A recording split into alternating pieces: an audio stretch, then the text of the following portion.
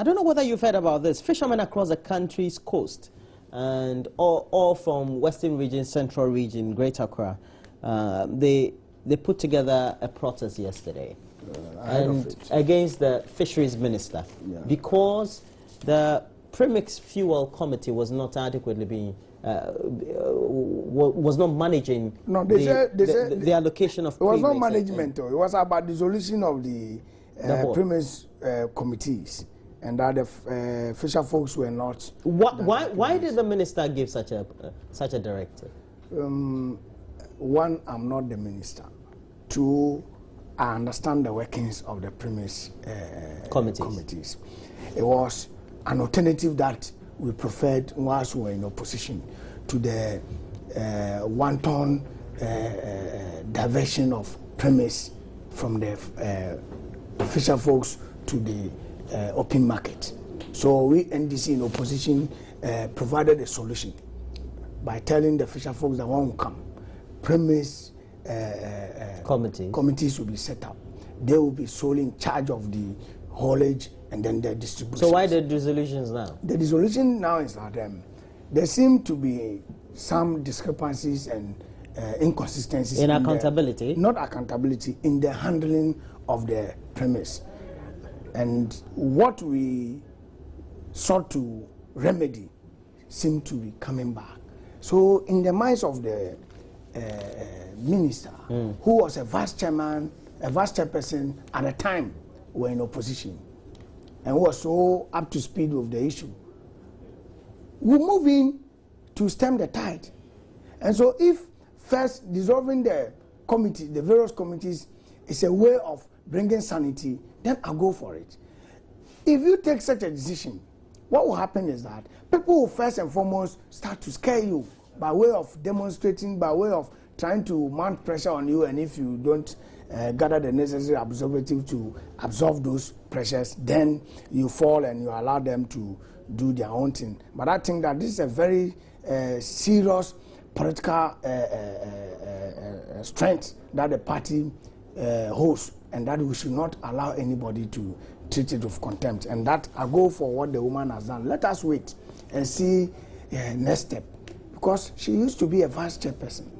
She is also very serious and passionate woman when it comes to issues. And so you don't side with the protesters?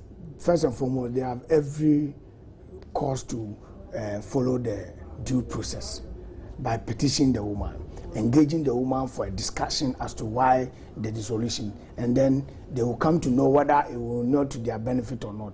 Don't forget that from Newtown in Western Region, the last tip of the coastal end of Western Region is called Newtown in the Jomoro district, to Ketu North.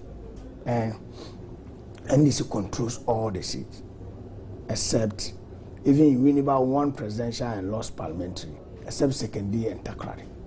You understand? So when these things happen, regular information flow from locals to even the minister who exist. And so they, the fisher folks, I don't also want to believe that all the fishermen in the two regions gathered and sent a delegation. Then you have cause to believe that perhaps they have. So you think these are just pockets of disgruntled individuals? Yes, the people who might feel that the decision is harsh and will affect them personally and directly, but not about the future of the regular supply of premix. Remember, President Kufuor set up a premix committee. After the committee's findings, those who were indicted got promoted. You understand? And it became a very serious issue in this country. I hope one day we'll sit and discuss those things, and Ghanaians will understand why His Excellency President Mahama is investigating, and investigations are public, so that in the end, if the government want to cover and then protect others, the whole nation will come to know that His Excellency the President has not been fair and has not walked the talk. So as for the premix issue, I think that we need to give the minister the opportunity to come out with a new strategy as in how to manage the premise distribution. For it is affecting the farming community, the fishing community, to the extent that some, I'm told, got the premise, sell fuel at the seashore, then hoard the rest in their homes and go and buy them at exorbitant prices. It means that it is affecting. Does it mean that the whole idea of the having the premix fuel committees seem not to be working, or is being abused? It's being abused, okay. And that there's a need. So that's why it's being. Yes. We have the dissolution of those committees, so that you can reform them, give them a new terms of references, and then operational. That's made understandable. On the front pages also, and also reported by Joy News, is the fact that the Justice Dzamefe Commission has submitted its final report on investigations into Ghana's poor showing by the Black Stars in Brazil 2014. And we all know what happened, and the circus that largely was displayed on global TV of Brazil, for which we even had attempts by Hollywood producers to produce a movie on the subject of the Black Stars Howler in Brazil. Now, your government is known to be a non-implementer of committee reports or commission reports. Are you sure? How can we categorically conclude that this commission's report will be adequately implemented? First and foremost, I reject that phrase that the government of His Excellency Mahama is known not to be implementing committee reports. Let's start from JIDA. Let's go to Suba Info, where a team of competent men were tasked to go and review it, and upon their review, they came and advised and made their conclusions. Is it not about implementing the Auditor General's report? JIDA, when persons who took monies that were not supposed to be given were asked to meet with the Attorney General and arrange for their payment back to the state, have that not been responded to?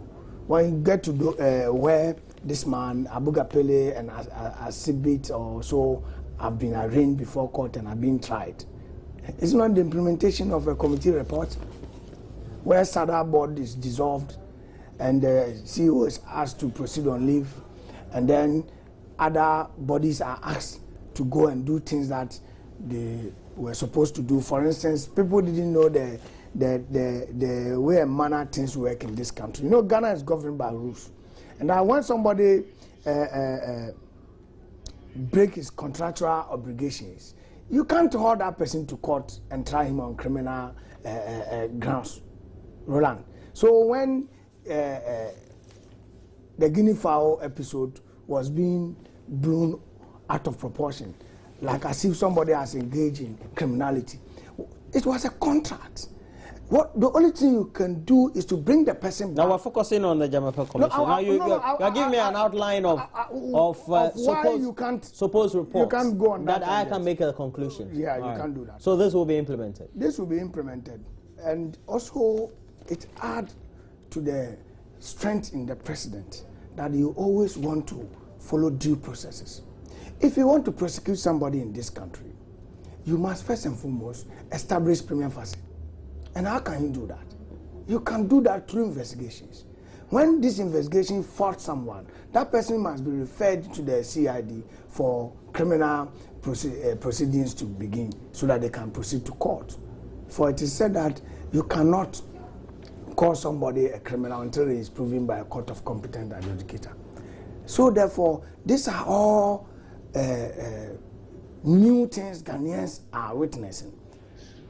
Either for in the past, it is rather the head of state who will call you and say, bring evidence when you make allegations. There will never be investigations or commissions of inquiry into it, so that in future, for instance, if the Mahama government fails to act, there will be a chance for another government to come and act, because there is a document for that purpose. So we cannot, in this country, accuse the one who is trying to do the right thing. For instance, I now understand why President Kufuor, in his one of his speeches in Cape Coast, alluded to the fact that corruption began from Adam and that he will not try to deal with corruption for it to undermine his government.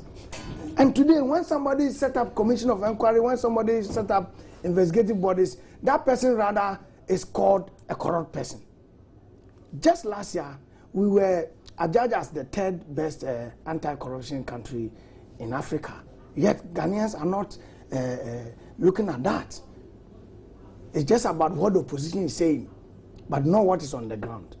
And you and I must help educating the Ghanaians that if you find someone investigating, it means that that person wants to unravel what is there. And that for the president to be establishing a lot more investigative committees into issues that are raised, it tells you that the man is determined to lead this country and to set the All right, so Solomon Nkansa is the communication officer of the NDC, and thanks for joining me, Solomon. And we wanted to talk about the Nigerian election, but let me just bring you up to speed. So far, the votes in excess of 8.5 million in favor of APC and 6.488 million in favor of for the ruling PDP, and it means there's a difference of some 2 million votes.